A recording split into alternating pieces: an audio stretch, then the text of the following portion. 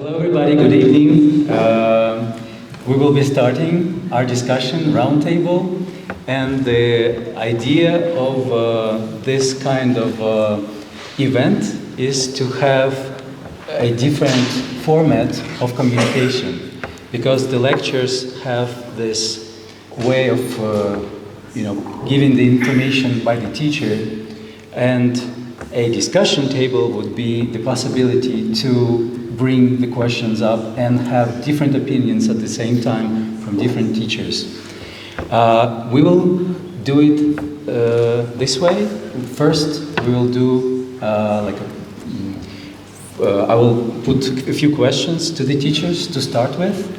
Then, if the teachers, when they will express their meaning, their opinions, they will be able to ask each other the questions if they have for each other.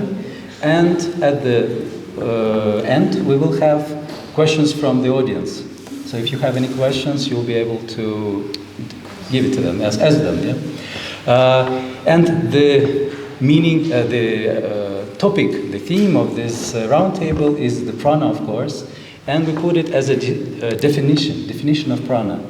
And you probably saw the introduction text, but you may also have had such thoughts about the definition of prana, because there are so many ways to approach this concept.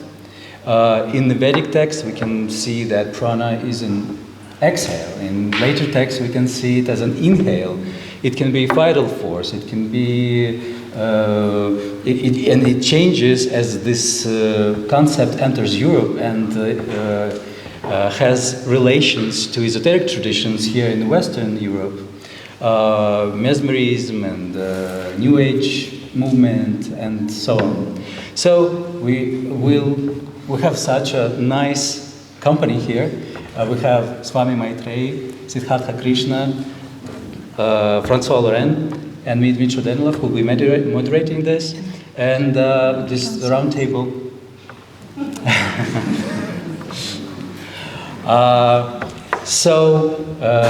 The first question that I will ask is actually, I want us to start from the definition, maybe in a short way, because I know that Swami and Siddhartha gave 4 days of lectures on the topic, so they can go on and on about it. But when we are in this very broad understanding of different different Indian texts, Vedic, Yoga-sutras, Vedanta, Tantra, and so on, what would you say is a short definition? And I would say a practical definition of prana, because I also wanted us to talk practical. So what is prana? Are you asking me to start? Yes. So in these 3 days, we have done a very, very short version, and now we will do it even shorter. So actually, if we are putting it in a very, very short, from both the traditions of Vedanta, Samkhya, and Tantra, prana is livingness. From all these traditions is the concept that there is the nothingness, non-existence, and there is thisness, the existence. And in the nothingness is whatever we call it, God or Brahman or Shiva, whatever is the name, is only the omniscience, omnipresent, and all-pervading, all-knowing, all-powerful, right? And within that lies also the sleeping or the potential. The potential is there for existence. So like the seed, the potential, it is tiny little seed for a big tree is there, but it has not happened yet. And within this all-encompassing, or this potential, lies three powers, which is the three powers, the Shaktis. There is the desire to become. There has to be a desire to become. And creative, or the becoming, the action to actually create something. And then there is the knowing power. So from this nothingness comes into existence, and this potential starts with vibration. In all the tradition, it starts vibration. Even in today's modern science, has the same theory. I don't know if you know about the string theory. Anybody heard about the string theory? Very nice. So actually, with all the theories, Newton's theories, Einstein's theory, quantum, whatever these sciences, now they started the scientists, to find a theory which would combine and explain all of them. And they came out with this string theory, the theory of vibration. Exactly like a string, if you have a string and it's a string, and before you pluck it, it's nothing. There's no sound, there's no vibration, there's nothing. You pluck it and you get a vibration and you get a sound. So the point of existence, creation, begins with this vibration. And this first vibration, that is energy, and that is the beginning of prana, of livingness. Okay. Comes to sound. Thank you. Om. Thank you very much. That is very interesting, and I will give the word, maybe we have a discussion after, but we go on. Siddhartha, what would you say on this, the definition of prana? The very grammatical meaning of the word itself. As I explained day before yesterday, the verbal Sanskrit root ana, which is there in each name of the five pranas, pra-ana, apa-ana, ud-ana, vi-ana, sam-ana. The meaning of that root is purposeful effort. So, when we look in ourselves, we have these 14 tools functioning in ourselves. The 5 senses of perception, the 5 senses of action, the mind, the intellect, the ego, and the memory. And we see purposeful action happening in each one of them. There is activity with a purpose. And the essence, the entity, which lies at the root of this purposeful activity happening in all these 14 instruments, that is what the word ana stands for. And each word for prana has this meaning at its center. So to put it in a nutshell, in very simple terms, that is the grammatical meaning, which I think has been acknowledged by the Sanskrit authors from the very beginning, since the word has been used. Thank you, Siddhartha. I still have a question on the prefix, the pra. But maybe we come back to that. So if we have ana... Pra means intense. Okay. Intense. Thank you. François? Thank you. In a nutshell, in a limited sense, for me, prana is life.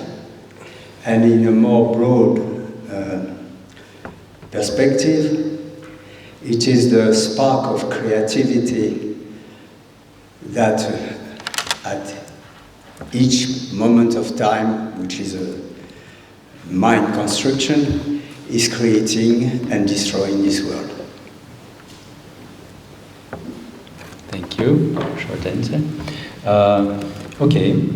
And, well, we see that even now at the round table we have a little shift in the meanings here, in the description. And I have, to understand Prana, we need to ask also other practical questions. Maybe, forgive me for the questions down to earth, but I really wanted to get it for us to understand, the practical part of it. So I've heard, and I was at your lectures, and I've heard different opinions also on the location of Prana. Where is it located? Where does it touch the body? When because there are also different opinions. Prana is something inside. Prana is outside, and we operate it somehow. From your opinion, from your definitions, like Siddhartha said, it's an intention that's coming from within. From the definition of, correct me please if I understood it maybe in my way also. In Swami Maitreyi, it's more a universal concept. So, in coming from your definitions, what would you say is either the location of Prana, where is it located, or if it's coming from within, for example, or if it's a spark, as Francois said, or if it's coming from the outside, if it's an universal concept, how does it enter the body? Where does it touch the body to go in? Please, Prana. Well, it is both universal and within everything in creation. So according to the different concepts and philosophies and traditions, everything in creation is composed of both awareness, consciousness, and energy, prana. So it is within, and it is without, it is everything. And as Siddhartha said, it is governing all the different functions of our body, the body and the mind, but it's also all around us, and we receive prana from the food that we eat, the air that we breathe, the water that we drink, in our interactions, from the trees, from the earth, from the environment. It is said, prana is said to be a multi-dimensional energy. And of course it is the source, but it's also within everything. And we can divide energy in different types of energies, whether it's electromagnetic, electrical, thermal, whatever energy that we are, but that is also prana. Behind the thoughts of prana, as Siddhartha said, behind our emotions are also energy. So we can't say that it is inside or outside, because it is everywhere. Thank you. Please. Yes. So, as we saw in the meditation sessions of, for example, today, we meditated on and tried to feel the 5 forms of prana which are present within the body. Prana in the yogic texts is primarily referred to as being present in this region. Apana, below the navel. Samana, between prana and apana, primarily, just primarily. And udana is the upward movement, so it's up to here. And vyana permeates the entire body. So that is the general picture of the 5 pranas within the body that emerges when we look at the different ancient commentaries. And then there are the universal forms of 5 prana, which we discussed today, the same potential active out there. And then there is even a psychological form of 5 pranas that 7th, 8th century texts such as Yukti Dipika on Sankhya discusses, which I started discussing today but could not end, so I will end it hopefully, and I have to tomorrow. But yeah, this is very interesting, just to, since you talked about the location, at least for the sake of visualizations, for the sake of meditations, these are the primary locations where we can feel the activities of these energies the most potently. So otherwise, prana as a life force is all-pervading, it's all around us. This blue planet Earth is literally shimmering with the principle of prana. Not only we as living beings living on it, but I think the planet itself, when we speak, for example, we say things like the Amazon rainforests are the lungs of Mother Earth. Then we consider Mother Earth a breathing entity, and so she herself is filled with prana. And ultimately, the source of all this energy is the sun. Antascharati rojana dasya prana dapanati. It's a beautiful mantra from the Ṛgveda, where the seer is addressing the sun and is saying that, "O sun, it is your radiance, your light, which is flowing in me as inhalation and exhalation. It is your light, it is your power, it is your..." So the source is up there. And so I would say that the sun is radiating prana into the entire solar system, and beyond that into the entire universe. And like this, each and every star in this universe is radiating out an immense amount of energy, which is the primary source of prana. And in this way, what appears to be a dark universe is in fact a universe which is filled with a tremendous amount of force and energy. And that, I think, is prana in its universal form. So yes, within us there are particular locations, but ultimately it's everywhere. And just to follow up, if the sun is the source of prana, and we already have prana inside in the form of apana, udana, and so on, how is it so that although we already have it inside, so are we having all these 5 pranas from the sun, also from within?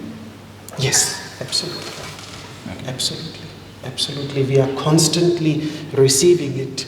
In fact, every morsel that we consume, the food that we consume, contains those very energy packets which the plant has received from the sun. And that is the source of every movement that is there in our body, in our speech, in our mind. So the ultimate source is the one that is rising every morning, and we mostly even don't care to look up. Okay. Thank you, Siddhartha. Thank you. Sorry. It reminds me of this story of 2 fishes in the ocean, and one of them asked the other, "I've heard about something which is the ocean, but I wonder how I can find it." So I wonder where prana is not. It's only, even the person who is very intellectual and using a lot of thinking is the expression of prana. But due to the way he functions, he doesn't feel it because he's too busy with his own thoughts. So I think the practical question, I don't know what you mean by practical, actually. Is there something in life that is not practical? Everything is practical in a way. So for me, the question is how to become more sensitive, because our education, the history of mankind, has transformed us in robots more than in sensitive human beings. And the more sensitive one is, the easier it is to feel that everything is alive. Even the constructions of the human mind, like this wall and so on, they are vibrating with energy. It's not only the sun, it's everywhere. So for me, there is no question about prana. You don't have to bother about where it comes from and where it goes. You just have to feel it, to sense it. Thank you, Francois. I will answer your question about the practical part. Sometimes when we talk about prana, maybe other things, we can use so many metaphors that you don't know how to deal with it. And when we talk about, there is a term, pranayama, so there are, and which concerns lots of practices that operate with prana. That is something that you do, and you have to know the practice which you receive from the teacher, or you get it to know it by yourself, or maybe from, Sahasrara, or in any other way. So when I'm saying practical, I'm saying something tangible and something we can actually use as a praxis. Okay, and the next question.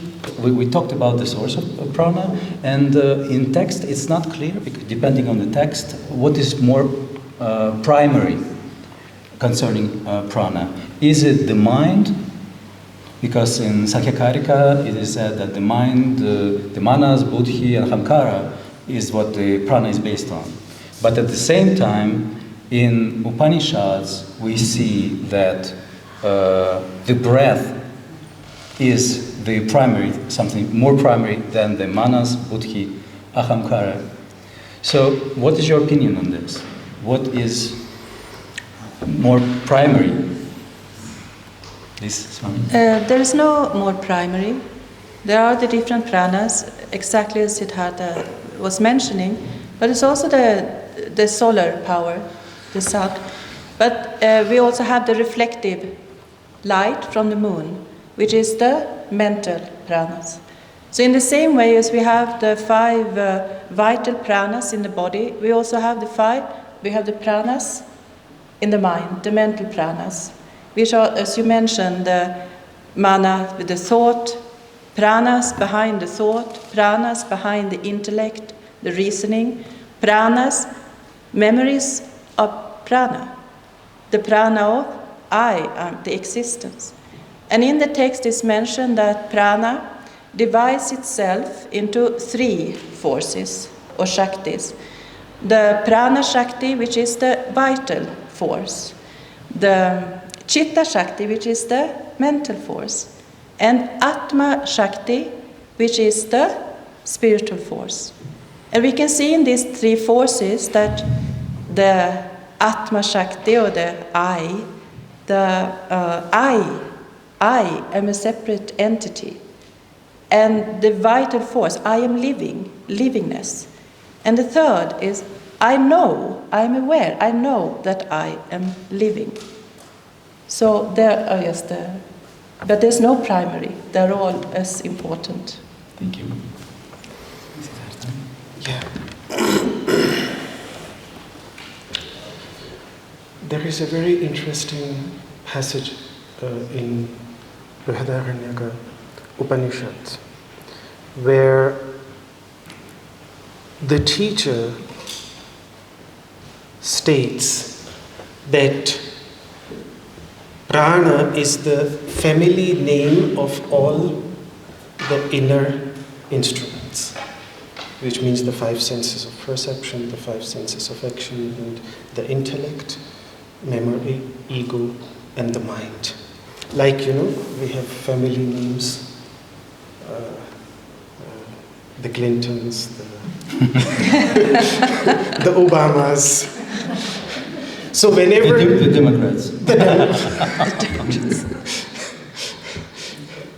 Yeah, the surnames by which you refer to a whole family and then everybody who has that surname. So Prāṇa is literally in the Upanishadic literature, it is used as a surname, as a collective noun for all the instruments that are present in the subtle body. And the reason, the idea is that when this last breath of life leaves the body, then all these instruments, they merge into it and leave with it as well.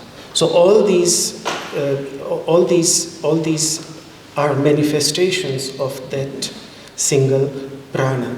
So I think, at least as you mentioned in the beginning, from an Upanishadic perspective, all of these enter the human body the moment the egg and the sperm unites, in that union of the mother and the father. The moment they unite and a new life form, that first cell which is created, immediately prana is present there. And that's why division and increasing happened. One of the things that I remember my master, Swami Ramananji, referring to again and again, the best sign of prana is when something multiplies and expands. So the moment that cell starts multiplying itself and transforms into this. So it's not something that we have the human body and then the prana enters from outside, but it's from the very first moment. It is the moment this union happens, and that's the key point. That's the key point. The union between the universal Father, consciousness, and the universal Mother, Shakti, power, energy. When these two come together, interact, then what is produced, that is the principle of prana. And within that, all the other, the mind, the intellect, all of these they exist like potentials, like a tree exists in a seed.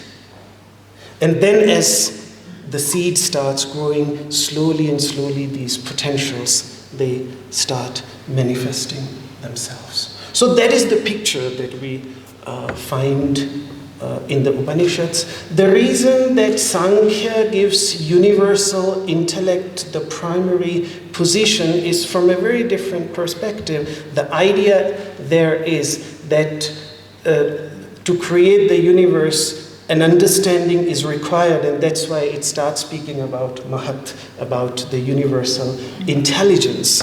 But I would argue that even if it's not mentioned, the principle of prana exists as a potential already in Shakti, the very source, or Prakriti, the very source, Mother Nature of that universal intellect, because you cannot have an intellect, an understanding, without the fundamental principle of prana. That would be my first thought, but these are extremely deep questions, and we would have to think more about it. Can you remind me the question? Maybe we can stop. François, next time. What is more primary? What is more primary? The mind, ahamkara, and manas, like Sankhyakarika says, or is it the breath, or in the prana, depending on how we understand the prana? So you want a practical answer? I want your answer on this question. I think I would like to use a comparison. on the limited sense of an individual so-called person, I consider prana as gasoline. So you have to do a journey with a certain amount of gasoline. You cannot change that amount. It is at birth. And you can not improve it. You can just spare it, not use it indiscriminately. But the gasoline will lead you nowhere unless there is a good driver and the driver knows where he wants to go and how to go. So for me, the most important aspect is not prana, it's buddhi. It's the faculty that leads us to awakening, to the ultimate reality. Thank you, Francois. So this is very interesting. Okay, I have another question, which came out of what has been said. I would say it like this. I would put it like this: if prana is everywhere, and it infills everyone, why do we need all these practices of yoga, which we were doing for a week? And you know, some of them are very difficult. Some of them you have to wake up in the morning and go outside to get this prana. So there must be some kind of secret about these practices. How would you describe it? I mean, but these practices exist, so they have to be there. We have to do something with prana. The fact that it's just there is not enough, obviously, but maybe there is another opinion on this.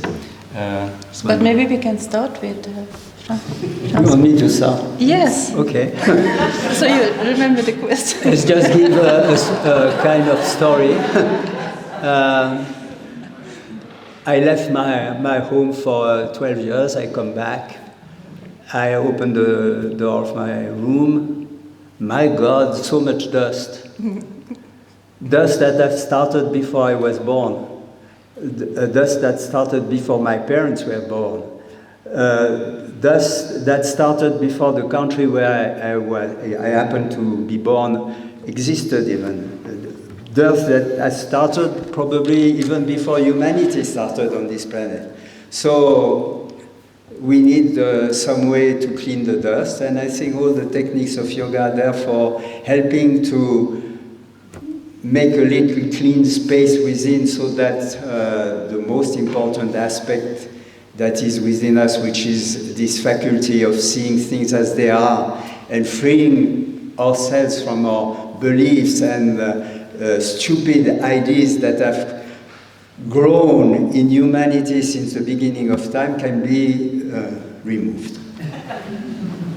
Thank you, Francois. Siddhartha. Yeah, very beautiful. Like Francois. Like Mr. Francois already. Oh, can say Francois. Francois, thank you. In the yogic practices, working on the intellect, evolving it, making it capable to understand the deepest mysteries of the universe is the central focus point. But, and I cannot speak for all the practices because so many different traditions have been presented, and I have not practiced all of those practices myself. But the practices that I know, the practices that I practice myself, seem to have a very simple purpose, and I can explain it with the help of the rays of the sun. The rays of the sun are everywhere, but to kindle fire, they need to be focused, and the lens does the work. The moment you take a lens, focus the rays of the sun, it focuses on one point, and as children we used to do this play, just burn away our books of pierce holes into the book. So the energy is present, but is it focused? So one aspect is the removal of tamas and rajas, like he mentioned, the reduction of darkness, and rajas means in fact dust. So the dust which settles over the mind, over the intellect, over the heart, to clean that. And then to give it a focus, because that's when the strength, the actual strength of our being manifests itself. So the purpose of these practices, in my understanding, is to clean, focus, and the third thing that I would add is to still. So clean, focus, and still. What? The intellect, the faculty of understanding. So that the truth, which is present everywhere, but due to its subtlety and stillness, is mostly never noticed, always neglected. Such an intellect becomes capable of experiencing what suddenly is realized to be absolutely obvious, but was never noticed. But just to follow up, so the practices concerning prana Yes. are intended to force the intellect or the vitality, or is it? In my understanding, since the goal of all yogic practices is to evolve the human intellect, the purpose of all these practices is to make it capable of that. That is at least in the tradition that I follow. I cannot speak for all the traditions, but that's my understanding. Thank you. Thanks. Swami. Yes, so prana is everywhere, as you say, but of course it can be less or more. And the purpose of all the practices is to increase the prana and to connect to the high vibrations of prana. And this happens on all levels. And the most important, the first thing that we do is actually to become aware of the pranic force behind, or on a physical level, on our all the functions of the body. On a mental level, what are the thoughts? On an emotional level, what are our emotions? So of course the ultimate purpose, not the ultimate purpose, but the purpose of yoga in our life is to be healthy, to increase the well-being of our body and of our mind, and to connect with positivity and to be happy, and to connect with beauty of life. So more important, so these practices of yoga, increasing the prana on a physical level, we become more healthy. Increasing the prana on a mental level, we move from, prana is light. So look at our thoughts. When our thoughts also are negative, destructive, criticism, then it has a low prana. When we increase the prana, we are connecting to thoughts that are positive, uplifting, encouraging, all those positive thoughts. And on an emotional level, we are, instead of destructive emotions are energy. But when emotions are destructive, heavy, even explosive, Siddhartha said that when the prana is explosive, then when we are gathering the prana or redirecting this energy in the emotions, we can not suppress the emotion, but we are redirecting and increasing and connecting or experiencing positive emotions. like happiness, joy, and generosity instead of hate, love, compassion. And that is also all the flow of prana. Thank you, Swami. Thank you very much for these answers. They really start the process of evaluating and thinking. And I have the last question before we go to the second part, and we can ask questions to each other. Very often there is a bridge between the concept of prana and immortality. It starts very early in Shatapatha Brahmana, and then in haṭha-yogic texts it's very often said, if you do this practice it will come. And like, for example, practices of sitting on a hill and doing these movements with nauli and things like this, that will bring you to a state of immortality. How do you understand this bridge? What is the immortality? What immortality do we attain doing the practices that concern prana? Maybe we'll start with you. That's all. Again, me? Yes. Or maybe we'll start with Siddhartha.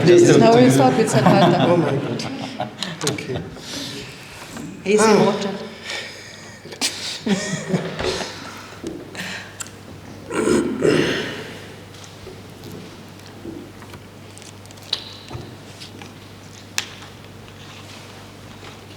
Mortality and immortality. Change and changelessness. There is something within each one of us which is constantly flowing like a river and changing constantly. The body is changing. We can easily notice that when we look at our pictures. The breath is constantly moving, flowing in and out. Our thoughts constantly change. We never have what the thoughts which we had 10 years ago, we may not have today. Our intellect is constantly changing. The decisions that we take in our lives, they are constantly evolving. Our ego, our sense of our own selves is constantly changing. Our memories are constantly being added to, and we forget things, so that's constantly changing. So all these layers of our being are constantly changing, and they have a starting point, and since they have a starting point, there is a point when they will cease to exist in their present form and take another new form. That's an inevitable reality.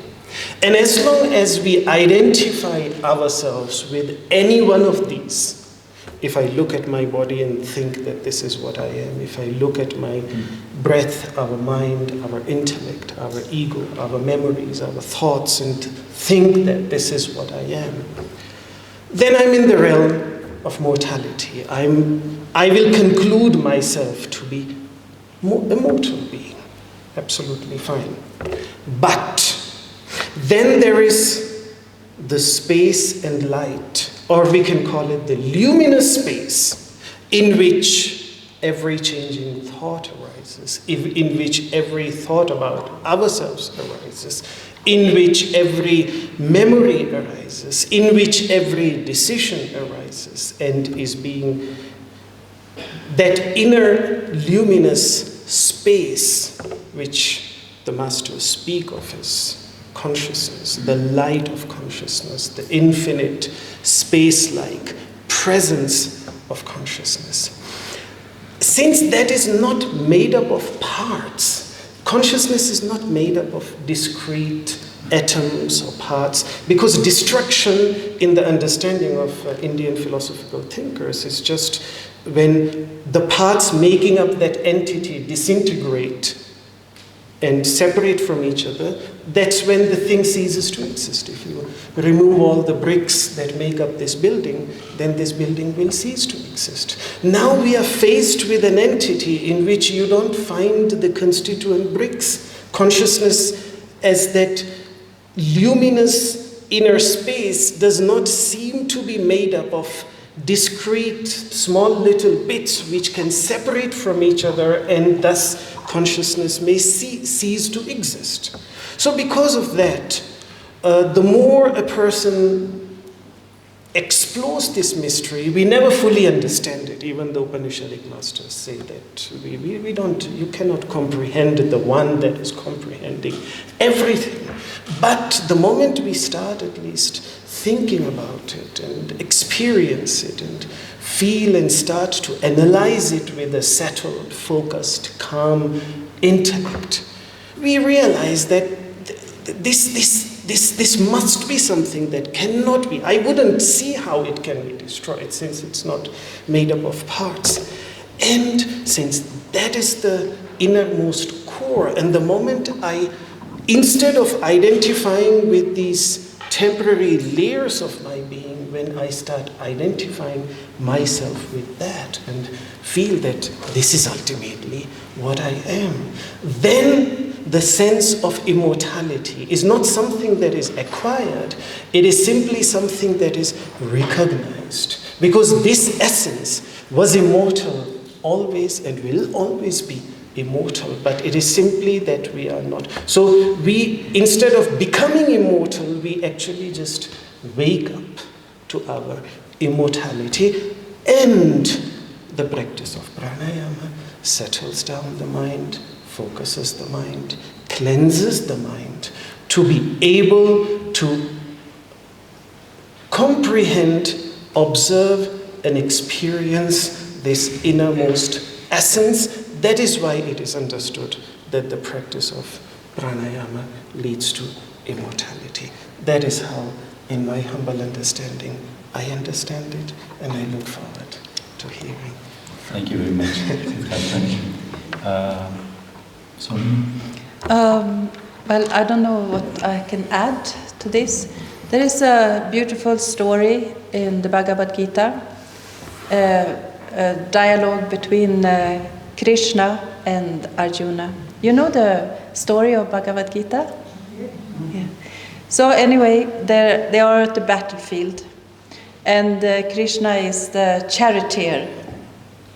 Arjuna is the warrior. And now they are fighting, brothers, the cousins against each other. Families are going now to fight against each other. So Arjuna, he breaks down and says, I am not going to fight. How can I kill my cousins? How can I kill my friends? No, I am not going to fight. So I will leave this battlefield. Then, of course, Krishna, and from that point starts the whole teaching of Bhagavad-gītā. And in the, I don't remember the first or second chapter, comes the teaching. Krishna says, you are not going to kill anybody. Because it's only the bodies that dies. And the ātman, so it is the whole explanation and the whole discussion and the whole of the immortal self, ātman. And it is exactly as Siddhartha said, that if we are experiencing, as long as our awareness is on a physical level, we identify ourselves, I am this body. There was a French philosopher, Descartes. He said, I am because I'm thinking. I think, therefore I am. I think. But in the Indian thought, it is Shivoham, I am Shiva. Aham Brahmasi, I am Brahman, therefore I am consciousness. So that is just a shorter version of what Siddhartha said. But these yogis up in the Himalayas, using pranayamas to be immortal, of course there is a process then to disconnect both the awareness and the pranic connection from this body, from the senses, from the mind. And the ultimate yogic achievement is to consciously draw the prana with the awareness out of the body, to consciously leave the body, and then also to consciously be able to move in to a new body. You're just changing car or computer. So that is also the purpose of using the So you build the advanced bridge between practices. the pranic practices, consciousness, and in the end, if you Yes. get to a state of consciousness, then immortality. These forces, they always move together. Consciousness and prana, awareness and prana, they move together. And it's only dependent on where we have our awareness. In the physical body, the pranic body, the mental or the higher bodies, or in the spiritual awareness, but they are still together. Yes. Thank you. As well. The spark of creativity that at each moment creates the totality of that which exists will never end. But all the aspects of this creativity must die. So, knowingly or not, this body will die, this thinking process will die, this ego will die. Better the ego dies before the death of the body. There's a better chance to do what you just said about coming back or not coming back at all. But I think the publicity was invented with the Hatha-yoga Pradipika and such texts when they speak about immortality. If you do this and if you do that, and you will be free of disease. It's a way of helping people to come to yoga, because they know you start with the body, you start with the knowledge, you start with the idea of immortality, but sooner or later you have to understand that it is not possible, and that if you have to find something which is immortal, it is not in the body, it is not in the mind, and you start the real investigation. It's a kind of a hook. Thank you, Francois.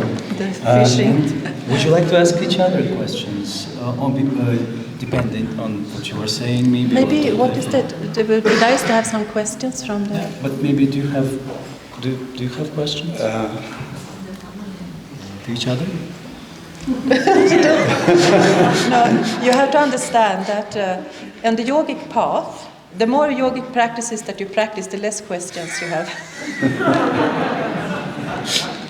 Right, we don't have any questions. So superficial.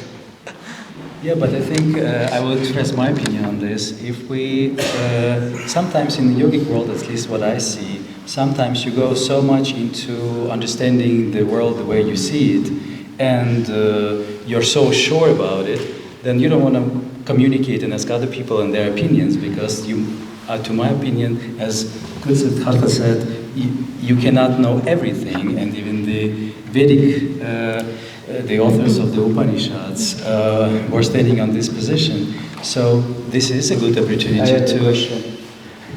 What is the importance of knowledge? What is the importance of knowledge? Has knowledge any importance? Do we need knowledge to realize what we are? Or is the realization something that comes out of the blues? Whether you know or you don't know anything about the Gita, the Upanishad and so on, whether it cannot happen just like that out of the blues, or do you need knowledge? What is the importance of knowledge? That is my question.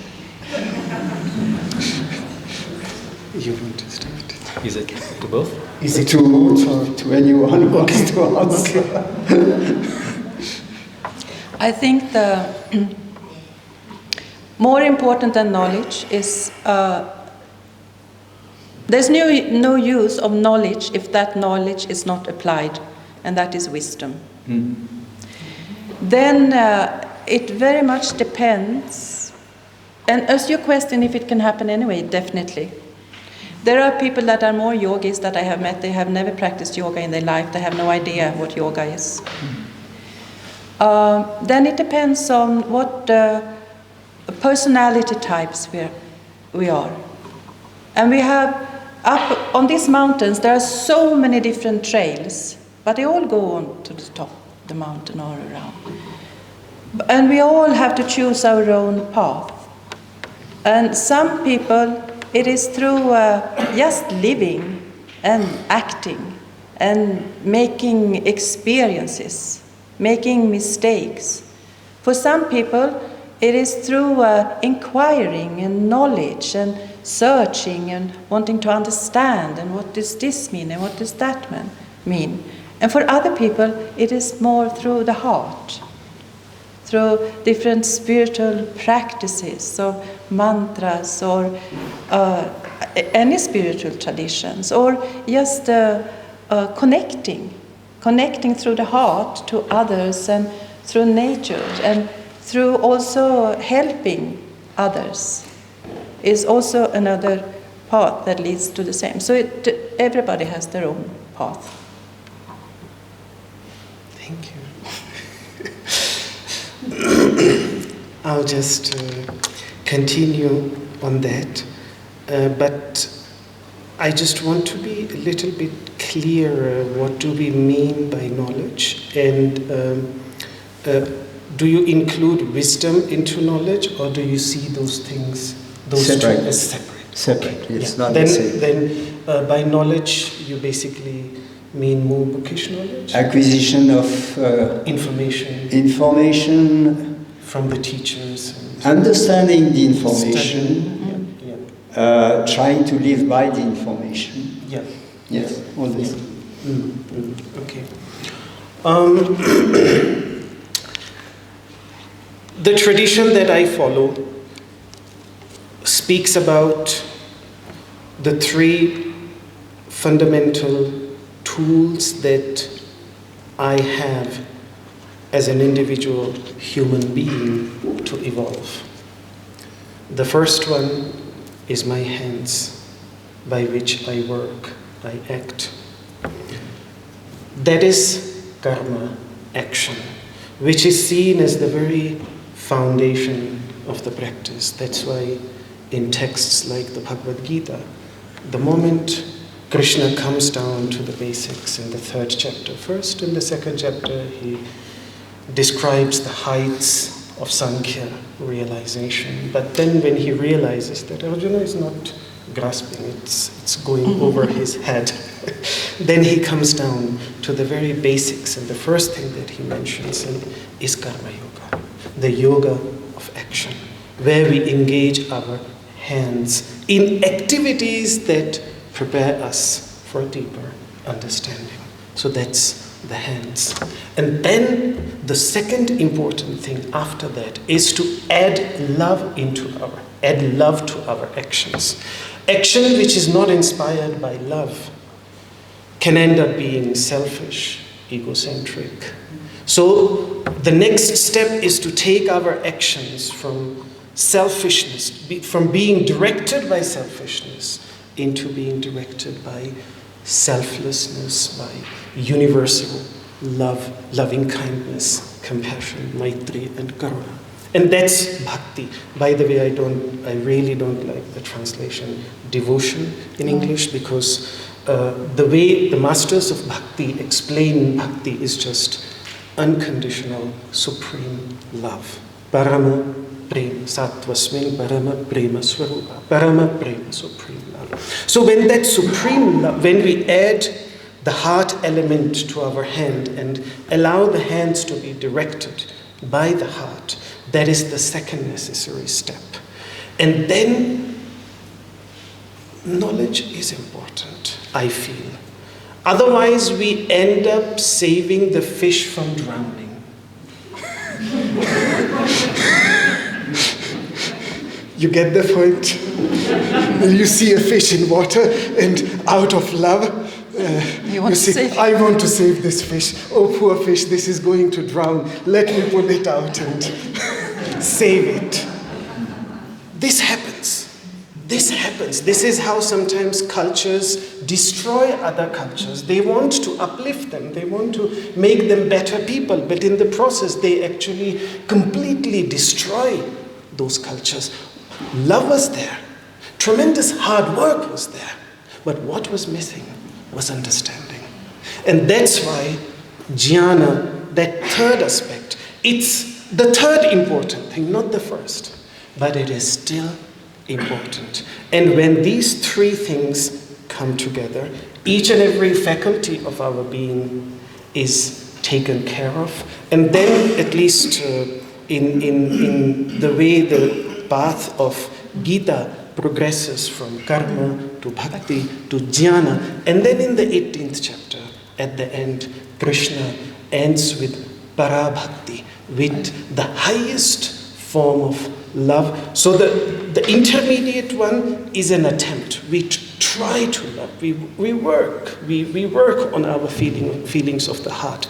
But the last one is a natural, universal love for all beings that we see in the lives of all the great saints. When someone like Jesus Christ was dying for humanity, he was inspired by what the Gita would call parabhakti. So every time I say namaste to you in the Indian culture, in the yogic culture, I bring together my hands, karma, press them against my heart, bhakti, bow down my head, jnana, to you, to the consciousness present within you. So jnana needs to be subdued. If it leads to ego, then if it leads to pride, if it leads to arrogance, then it has absolutely undermined the purpose. It needs to lead to universal, unconditional love for all beings. So that would be my understanding. Can I add something? So understanding and knowledge are two different things. Yeah. Can I just add one little thing? Sure. In the teaching of Swami Shivananda in Rishikesh, he formulated his yoga as the integral yoga. And that was the integration, or he said it has to be a balanced development of these three human faculties, of the head, heart, and hands. And he said it's like a bird. For a bird to fly, it has to have the two wings and the head. And the karma bhakti and jnana yoga has to be... Actually, just the observation that he made that knowledge and wisdom are two very different things, that reminds me of a beautiful passage from the Brahma-bindu Upanishad, that after taking out the essence of all the ancient teachings, grasp what is meaningful to you as an individual, and then tyajed grantham asheshataha, put them aside, throw them away. They have become absolutely meaningless. It is like a honey bee goes into a flower, takes out the honey, and after that leaves the flower. So that is what the Upanishads tell us to do with this. They just show us the path. They just the teachers, where they have reached, they show us the path. But as I was saying the other day, that wisdom is not to be found in any book at all. Krishna makes it amply clear towards the end of the fourth chapter that there is nothing as purificatory as wisdom, but it is only found gradually within oneself as a person perfects themselves with the practice of yoga. Nahi jnanena sadrusham pavitramiha vidyate. There is nothing as purificatory as jnana. Nahi jnanena sadrusham pavitramiha vidyate. Tat swayam. We get it on our own. Tat swayam yoga samsiddha. As we perfect ourselves more and more through the practice of yoga, kalena, with time, with patience. Seeds have to be sown, and it takes time from a seed to produce a fruit, so it requires time, but it is atmani vindati. It is found within oneself. He doesn't say you will find it in the Gita or in the Vedas or in the Upanishads or in anyone's teaching. I think it's important in regard to knowledge to understand what is it that I need. Not just to have knowledge for the sake of knowledge. And there's no use for me. But to know what do I need at this moment in my life in order to evolve, to learn, to be a better person. And so it's not just to stuff our head with a lot of knowledge and information. To let go of that we don't need and just keep what we need. Can I just add one last sentence that comes to me, which has been quoted also by Vyasa in his commentary on the Yoga-sutras. Swadhyaya yogamasita. Go deeper into your practice of yoga by studying the teachings. And yogat swadhyaya mamanit. And by practicing, understand the deeper meanings of the teachings. So, with the help of the teachings, we go deeper into the practice, and as we go deeper into the practice, we understand the depths of the teaching. And it is with the two eyes. You can also see with one eye, but you don't see the three dimensions. You don't see the depth. It's just a one-dimensional picture. But with two eyes, you see the depth. So these are like the two eyes. Swadhyaya, yoga, sampatya, when we have the both eyes, then with the help of these two. So, like in physics, we have theoretical physics and we have practical physics. Practical physics informs the theories inform the experiments, experimental physics. And so they help each other, and that's how science makes progress. So, I think it's absolutely the same approach in yoga as well. Our practice informs our understanding, then our knowledge informs our practice, and like this we go deep. They are like the two legs, the two wings of the bird. But I would add a third wing to this, because when we talk about prana, there are also people who are very pranic by themselves. They're just full of vital force and they're full of health, and everybody around, and these people are so energetic and so, they could go out in the cold without getting cold. So I would say, and there are other, we can look at it from the other point of view. You have the practices to cultivate prana, and I think, maybe you correct me, because you know the Upanishads so well, but I think in Kaushitaki Upanishad they say that there are two ways. You can know the prana, and you can be connected to prana, and both lead to immortality.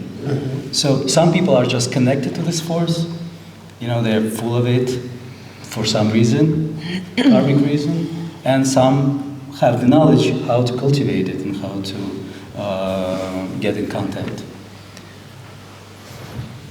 Any more questions to each other? Maybe we can move on to the questions from the audience. Just with regard about what you just said, you can be born with very little prana, and you can live a long life, provided you have understood that effort or conflict, not effort. Conflict is destructive, and you have to follow the path where you feel not only in confidence with life, but also in agreement with yourself at every step. Then, even if you have a small quantity of prana, you don't need to go and try to increase it by some means. You just know how to live your life intelligently. And this is enough, it seems to me. Beautiful. Okay, guys, the questions, please.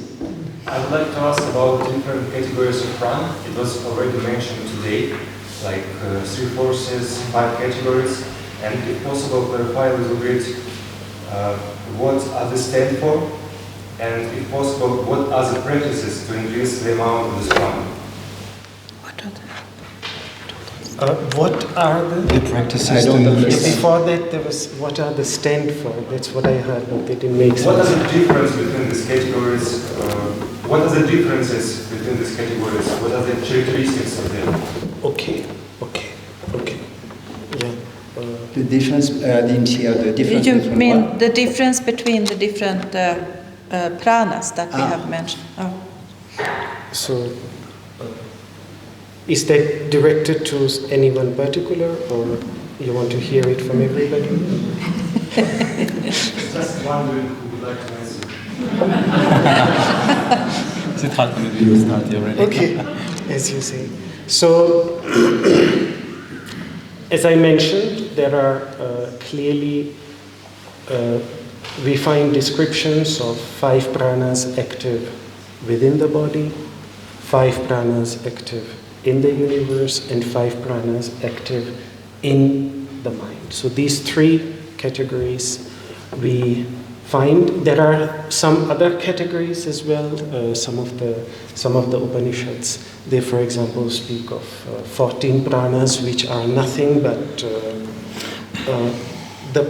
each one of them is one prana connected to one certain sense modality. So the prana connected to the eye, the prana connected to the ear, so like this the prana connected to the 5 senses of perception, 5 senses of action, and the 4 internal organs.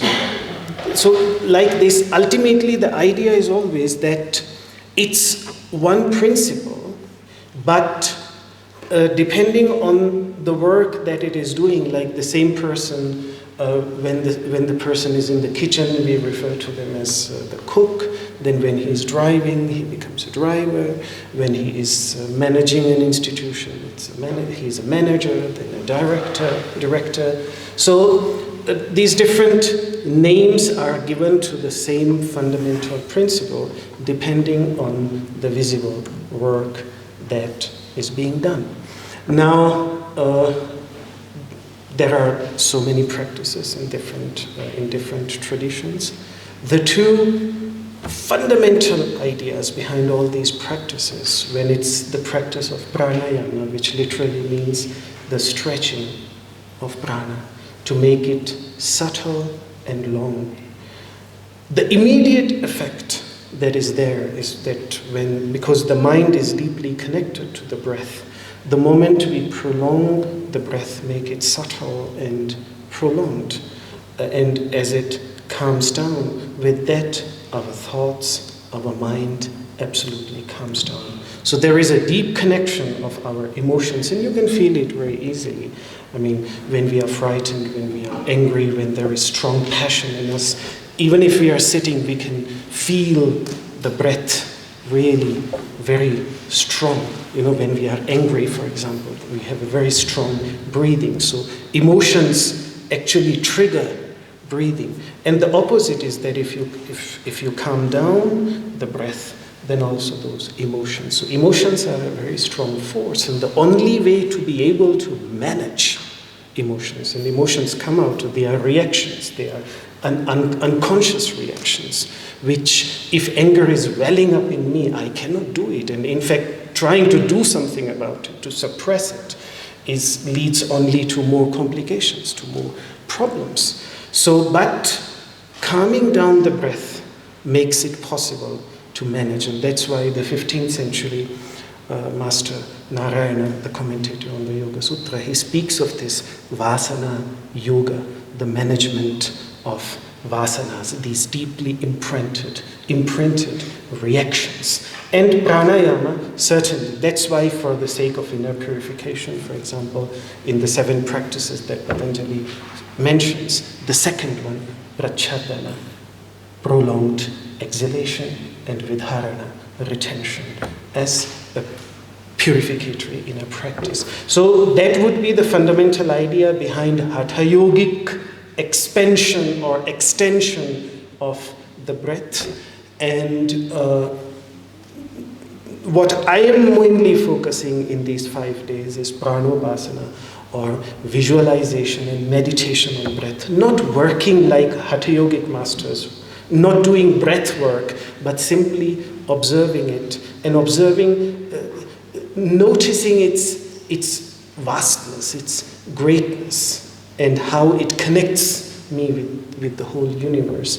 That again has a calming, focusing and purifying effect on the mind. So what I practice is leads to this. So that would be the answer from my side. Do you want to add something? We're good? Yes, Flor? What is the relation between prana and consciousness? When I think about the third question of the Prashna Upanishad, the visiting sage asked Vipalada, where is prana coming from? Yes. And he tells him, prana comes from ātman. Yes. And prana follows consciousness like the shadow follows man. Yeah. So I think, is prana an aspect of consciousness? What Yes. do you think? Yes, that's a beautiful image which Maharshi Pippalada gives there. Chayai tasmin netadatatam. It follows it like chaya, like shadow. And that's why in the beginning I mentioned that when consciousness and energy, when these two entities, they come together, that is when prana is produced. And the deep connection in our body is that it is understood to be the carrier of consciousness. So the more, if as a part of my practice I want to bring my prana into the tip of my hands, then by bringing my awareness, and that's why there are these practices where we travel in the different Yogi Yajnavalkya, in the Yoga Yajnavalkya gives this beautiful practice of traveling through the body with prana, through the different marmas, to the 12 marmas, to the 12 joints that he speaks about. It's simply traveling with our awareness through different parts of the body, because the idea is that when I sit down and I become absolutely mindful now of my sole of the feet, and my attention is absolutely fixed on the point where the sole of the feet is touching the ground, I've immediately taken the carrier, prana, which more specifically would be vyana, but which is just one name of prana. I have carried it, that. So in our asana practice, for example, by becoming aware of different parts of the body, we invoke the presence of prana in each and every part of the body. So it is seen as the carrier. But to have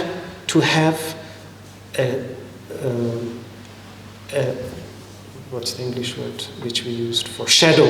To have a shadow, we need light and its absence. And that is precise. So shadow arises with these two, when you have the absence of light. And that's why I said it is the union of consciousness and energy which produces. Whenever they come together, inevitably, there is a beautiful image that colors come into existence where light meets darkness. Those colors would be prana. Okay. Was that question directed to Siddhartha, or did you?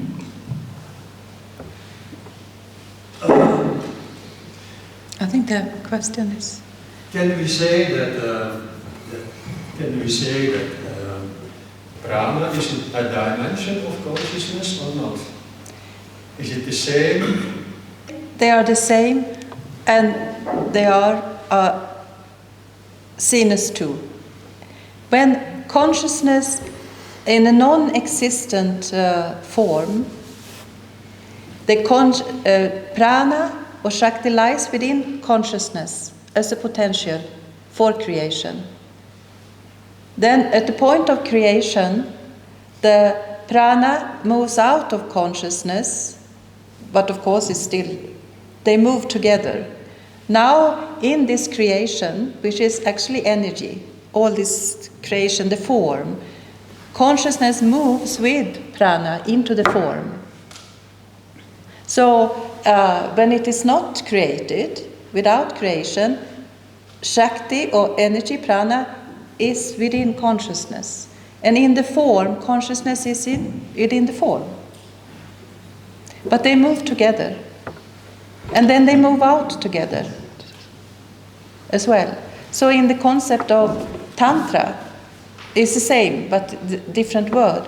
Then Shiva and Shakti, consciousness and energy is within everything. And in the non-existent form, Shakti is the potential within Shiva. And in the creation, Shiva is there as awareness within Shakti.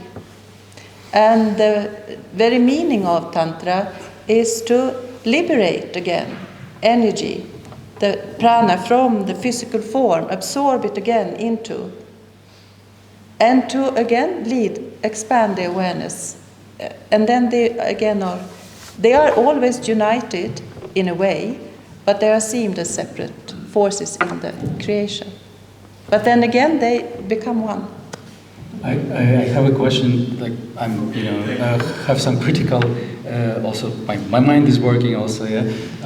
We sometimes people are unconscious, but they're still alive, and they have prana because they're alive. They're breathing. What happens at that moment? There is no consciousness. First to add something about the question. I think for me, the relationship between prana and chit, consciousness, is the same relationship between the rays of the sun and the sun. Yes, that's a nice picture. And the ocean and the drops. So your question, sorry. Yes. I wanted yes, thank you. It was just a question raised aloud.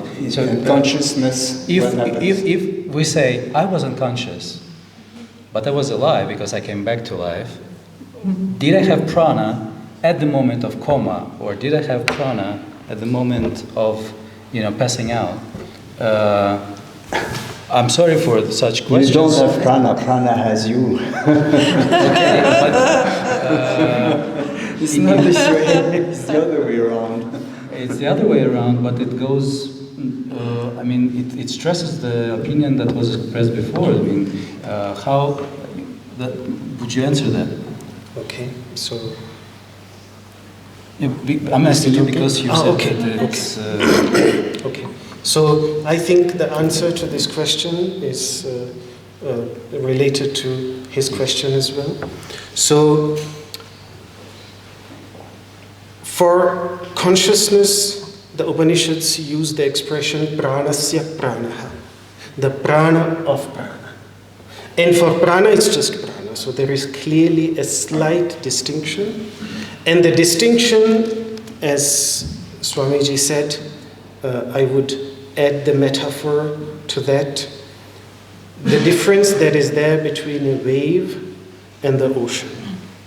That is the difference between the prana of prana and prana. That's why again I'm emphasizing it is the union of consciousness with energy when they both come together.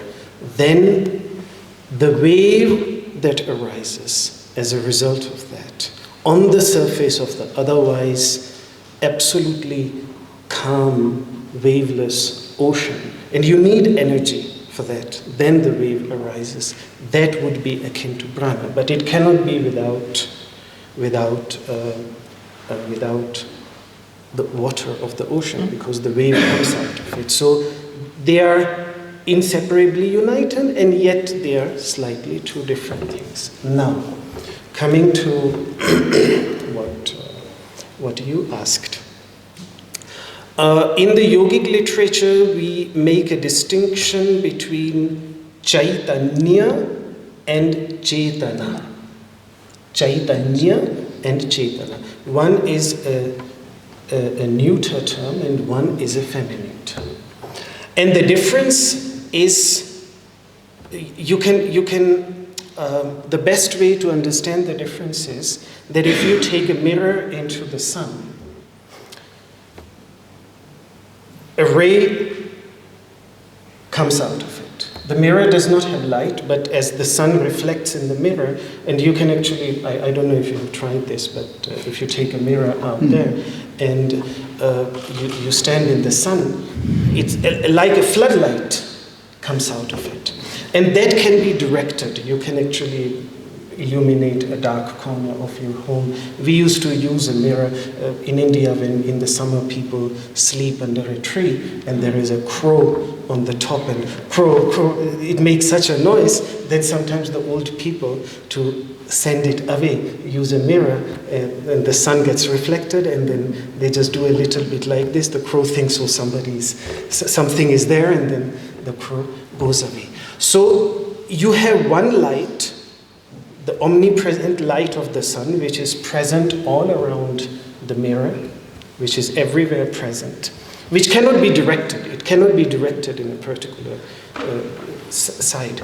But then you have the mirror, the sun reflects in it, and then the light which comes out of it, which is conditioned by the mirror. If you look at the light, the light that comes out of it, if the mirror is triangular, then the light coming out of it will have that shape. If the mirror is round, then it will be round. So it is completely conditioned by the mirror. Now replace the mirror with the intellect, with the mind, the omnipresent consciousness, which is the source of the light coming out from the mind, and then the light which is coming out of the mind. So the state of unconsciousness which you refer to is simply because the mind has stopped working. And the mind came very late, even as we grew up. I mentioned Prana was already present in the moment the sperm and the egg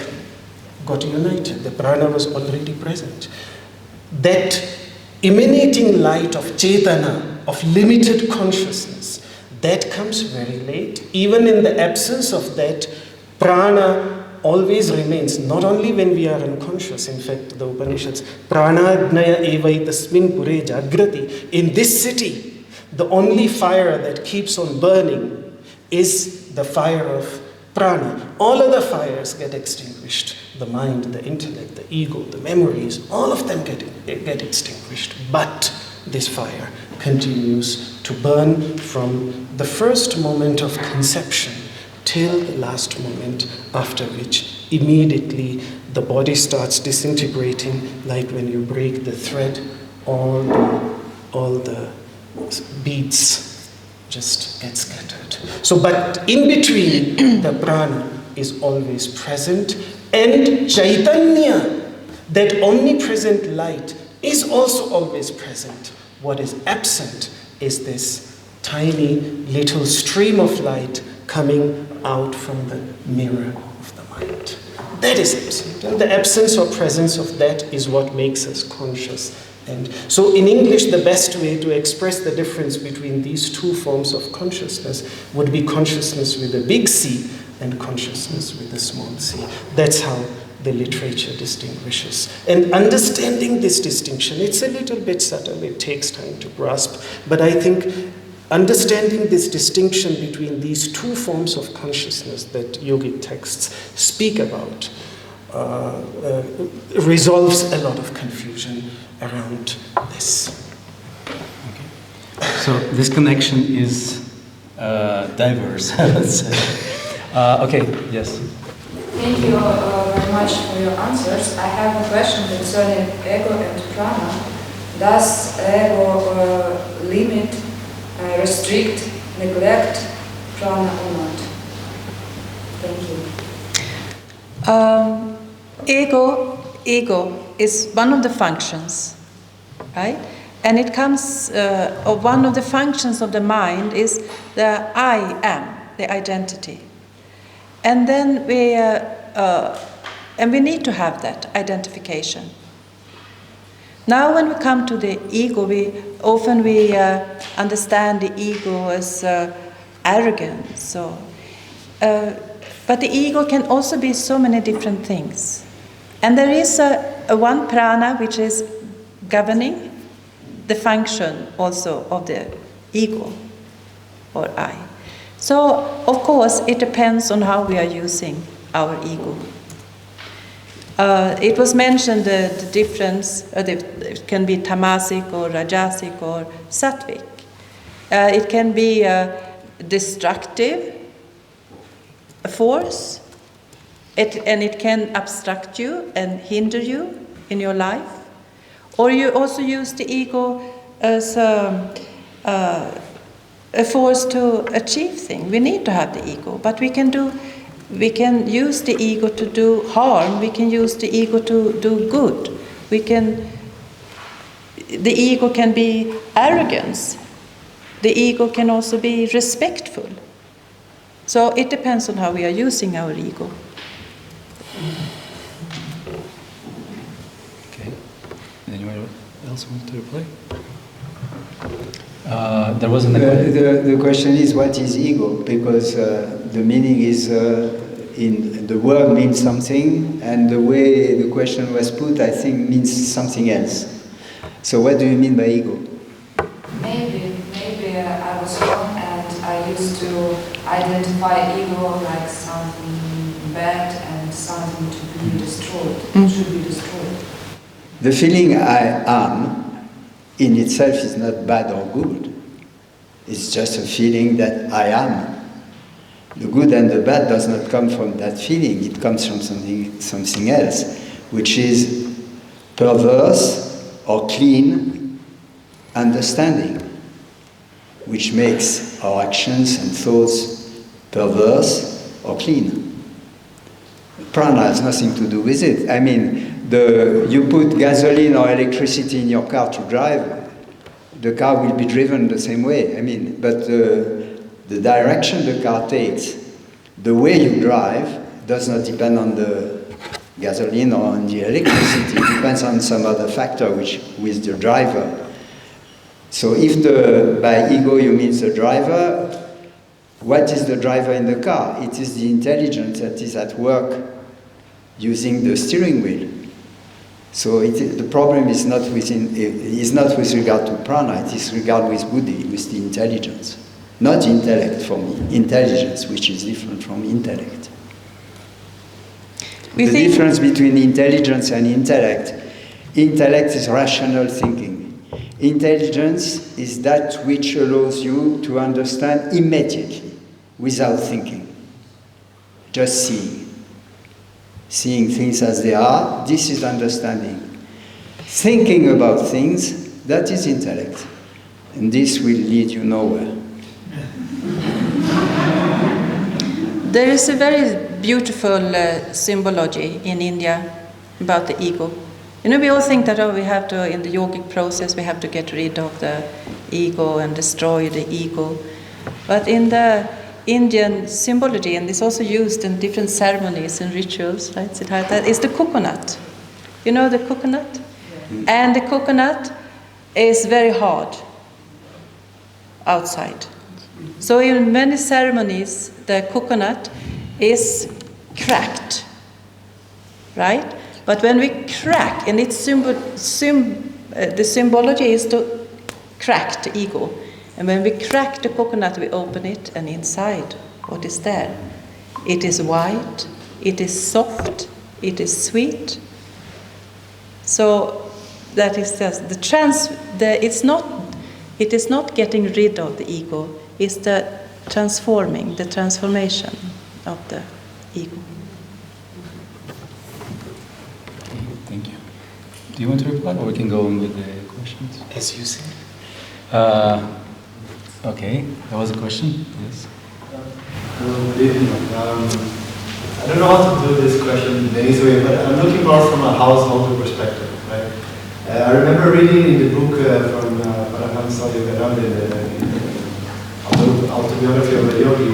The thing that marked me was like, you say, the one who doesn't bother to look inside will not find in the mountain. Sorry? The one who doesn't bother to look inside will not find it in the mountain. Yeah. Okay? Now, looking from a Prana perspective, using some things that I learned in Yoga-sutras, for instance. So, as a householder, where I have my job, I have my family, I have the population around me to sustain and to exchange. where the prana, so located in the cities, and so the level of prana in theory is not as high as in the mountain.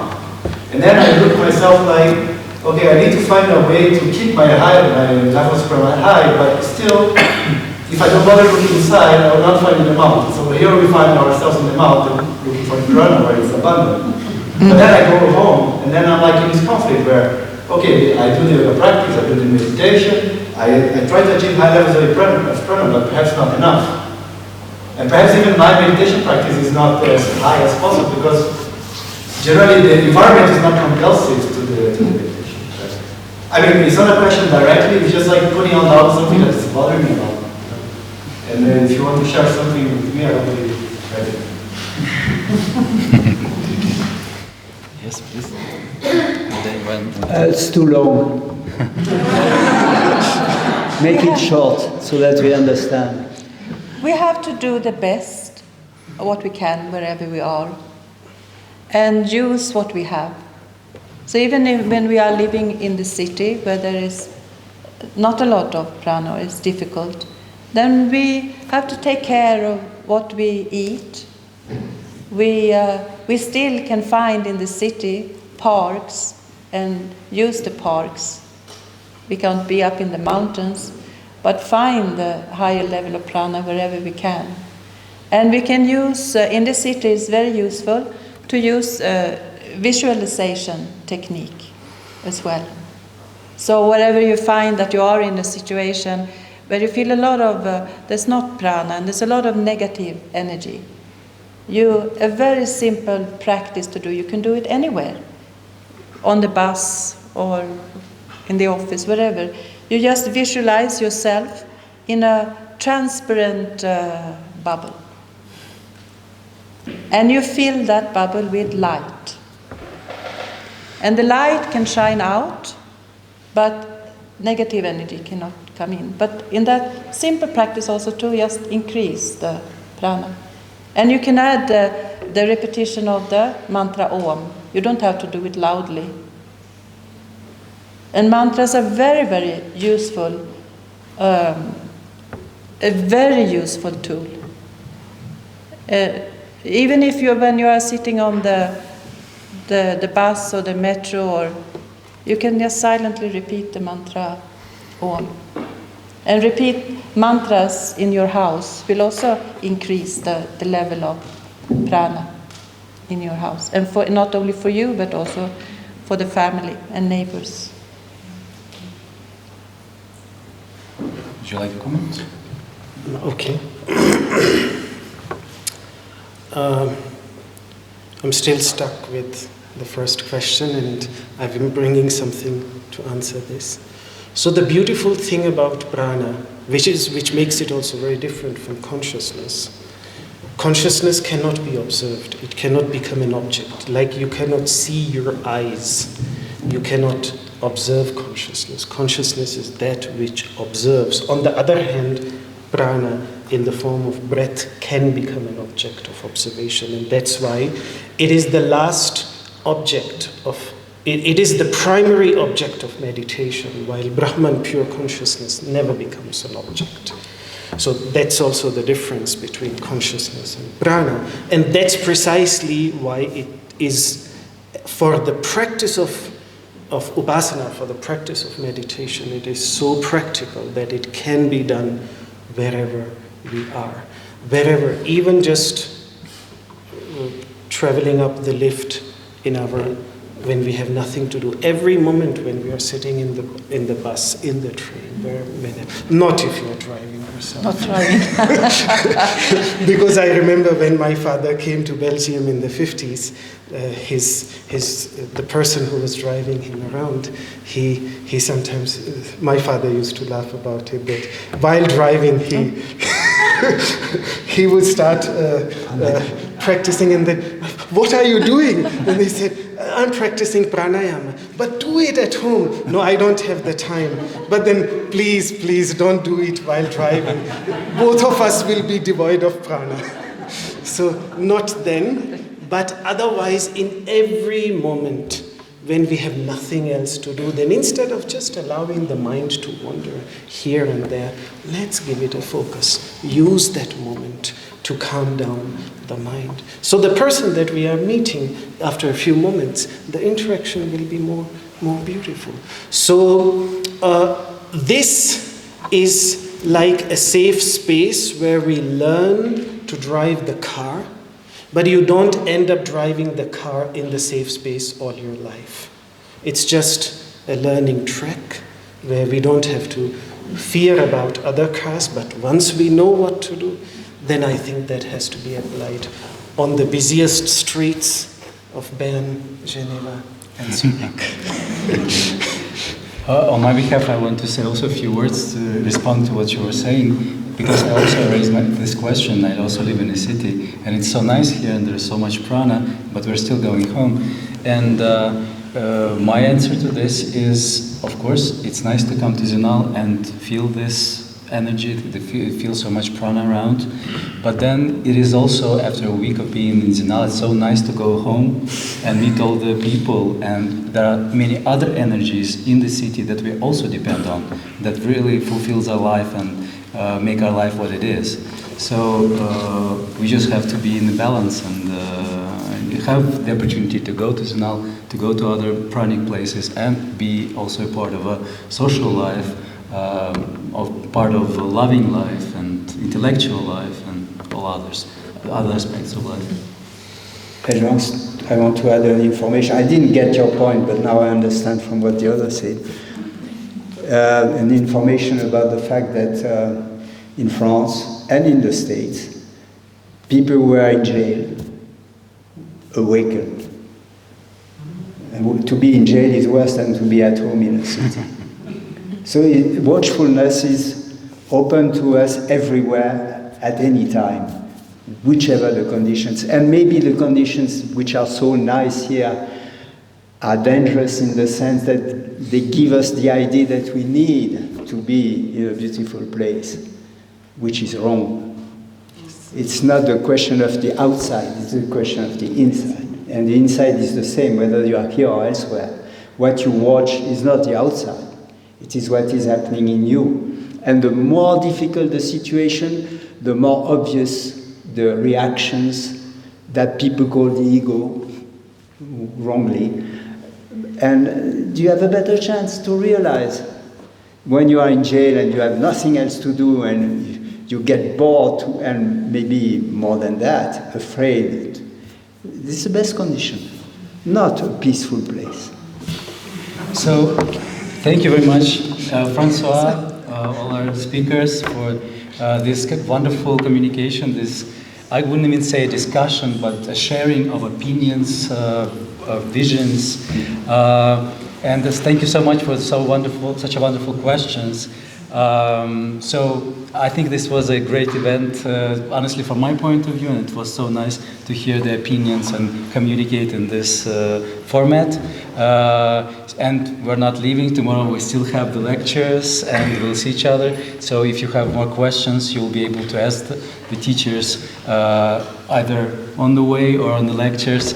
Yeah, thank you very much for the round table, and thank you very much for the